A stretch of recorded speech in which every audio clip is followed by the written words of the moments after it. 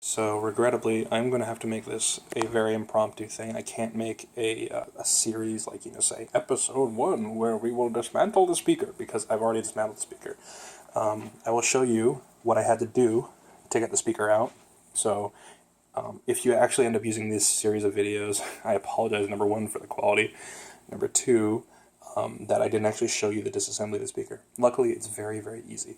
What I have done, so basically what you need to pull apart the speaker to get the wooden frame off of it, Phillips head screwdriver, sort of average size, I don't know the gauges for these guys, but yeah, regular size Phillips screwdriver. You will need a paint blade, or what do they call these things? Paint knife, where you scrape off old paint, a very tough one, like that. I'll show you why in a minute. Also, one of these would be helpful, a good sized flathead screwdriver. And I also used these needle nose pliers, or I'm not sure these are actually needle nose, these are some sort of fancy woodworking pliers that my great-grandfather gave me. So that's just my toolkit, that's just my various tools. So I needed those 4 things to get this guy open, a multimeter to check continuity, though you could theoretically also get it to happen in a different way. Gosh, what else? Let's see. Oh, one thing that I can recommend is that if you are trying to test out a pair of Magnepans, and you don't know if, like, say, the tweeter section is gone, I wasn't able to tell when I was with the guy, who, by the way, is being very helpful. When I told him that they were broken, he was being, like, super.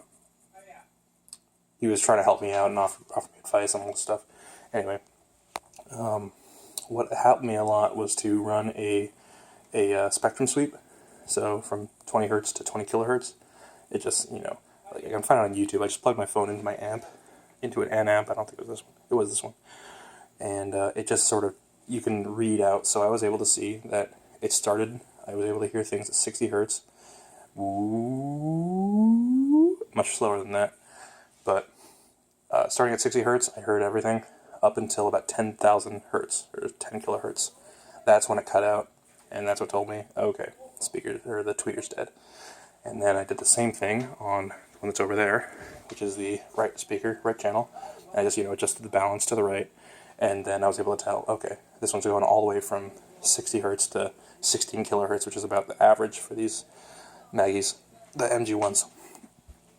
So that was, this is going to be, oh my god, if I actually make a video series out of this, this is going to be a freaking saga. So yeah, so you expect it for MG-1s about 60 hertz to 16 kilohertz. I can only hear up to about 17.5 kilohertz. So the reason you'll need the paint blade is this. There are 76, an average of 76 staples holding this thing in. And these staples are so crusty and so jammed into the wooden frame. So basically, oh my gosh, this is really bad, I'm sorry. I will leave a link. I will try to remember to leave a link to the other guy's video. You should watch his first and then watch mine for HD content. Basically, see this burlap material. It's like sort of what they ship coffee beans in. This stuff is what is called a sock. It goes over the front of the speaker. It goes over the entire surface of the speaker, as a matter of fact. It's acoustically transparent, and it's basically sort of the aesthetic way to to hide from you the ugly black face of these things normally. Not that I think it's ugly, I think they're actually quite handsome. All these wood things, so these big ones, this one, I do apologize for the darkness again. There are 5 pieces of wood that hold this thing in, and then once you pop those 5 pieces out, you get this guy in a burlap sack stapled to this frame. So just imagine that I cared, or I was being better, and I had the burlap sack still over it, and then it was stapled in, and there were 76 freaking staples holding it in. So there were at the top there weren't any. At the bottom there are 2 layers of staples. You can actually see all the holes. Maybe not because there's no brightness, whatever. They're all stapled on the bottom. Once you pull them out, it's fine, but as I said, they're very crusty.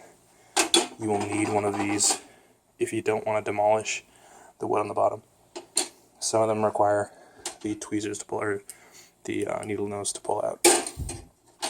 Be careful, be patient. You will need a lot of patience to do this from what I've seen. This will be sort of a discovery saga as well, because I have not done this before, so it'll be very exciting.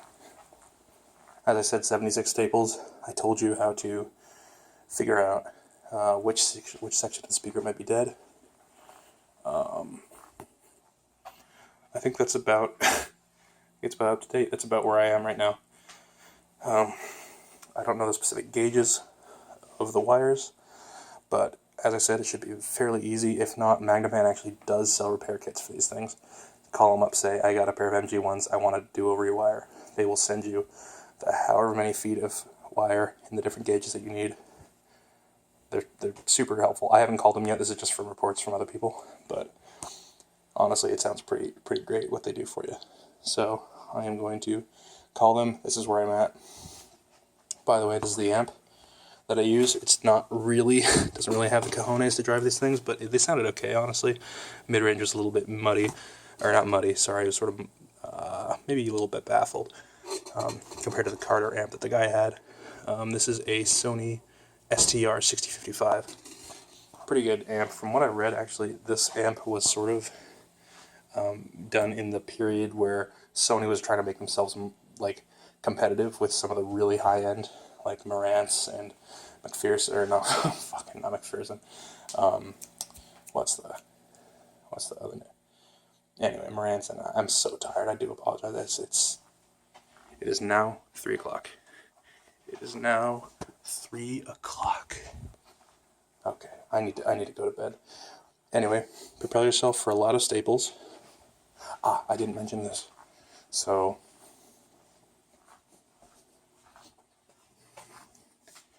across the front, there are these two beams. I didn't know what they were, how they were connected at first, but it turns out they are 4. I have no idea what type of brads these things are, but they're basically short staples, and they come out of here. So there's 1, 2, 3, 4 down the front. So there's 4 of those, and if you just use the flathead screwdriver to very carefully pull it against the back, they're stapled directly into some wood. I don't know how the hell they got them in there in the first place and how you're going to put them back. But, of course, if you do both speakers at the same time, which I don't recommend, just because of all the parts, you'll want to take measurements. So say, okay, it's, 4.5 inches between there and there. Also, what I found to be very helpful, this is one of the sidebars. So I wrote a little code on there that says LL down arrow. So what that means is this is the bar for the left speaker. It's the left-hand bar, and that is the direction of the sound. Or it's a dipole, but so that's the direction of the front of the speaker. So this should be like, I whack myself in the face.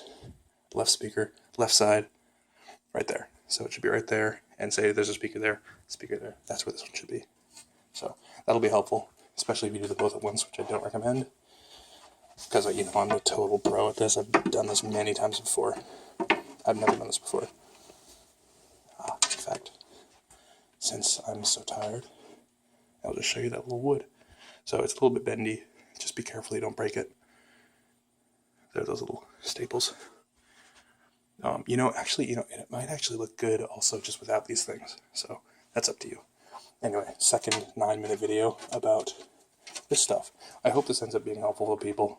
I think that it might. These are the bases right there. But anyway, that's nice to just sort of shove them against the wall like that. Take the bases off. Okay, I'm going to end that for now. My steps in the future and very soon: get acetone, go to Rite Aid so I can get a bunch of cotton swabs, all that stuff, so I can start stripping off the wire, stripping off the tweeter wire of the left speaker, and then start laying it down. I need to find a way to, lay it down and make sure it's completely straight. It's gonna be hell. I'm so excited. Okay. I think that's it. I'm gonna get these in a safe place. I'm gonna push them against the wall. This side is fragile because there's the Mylar there, but on this side, thankfully, it's actually a metal mesh. Very clever of them to do that. Very conscious, because you're going to have little children and guests and shit spilling coffee all over your speakers, may as well put the sensitive side in the back.